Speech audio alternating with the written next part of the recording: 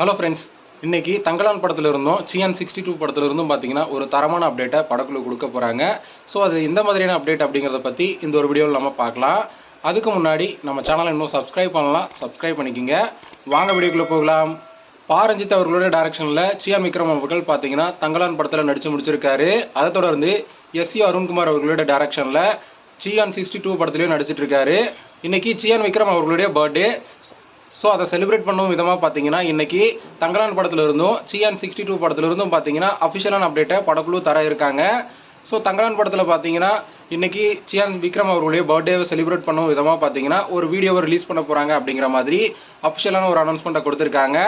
அதே போல் சியான் 62 படத்திலிருந்து பார்த்தீங்கன்னா இன்றைக்கி படத்தோட டைட்டில் அனௌன்ஸ்மெண்ட்டை இன்றைக்கி 6 மணிக்கு ரிலீஸ் பண்ண போகிறாங்க அப்படிங்கிற மாதிரியும் பார்த்தீங்கன்னா ஒரு தகவல் வெளிவந்திருக்கு.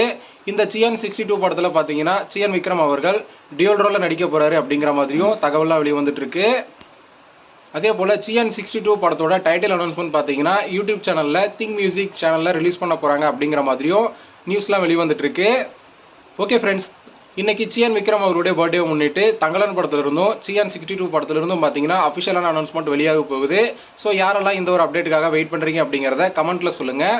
இந்த வீடியோ பிடிச்சிருந்தா லைக் பண்ணுங்கள், ஷேர் பண்ணுங்கள். இது போன்ற சினிமா செய்திகளை தெரிந்து கொள்ள நம்ம சேனலை சப்ஸ்கிரைப் பண்ணி சப்போர்ட் பண்ணுங்கள். அடுத்த ஒரு வீடியோவில் பார்க்கலாம்.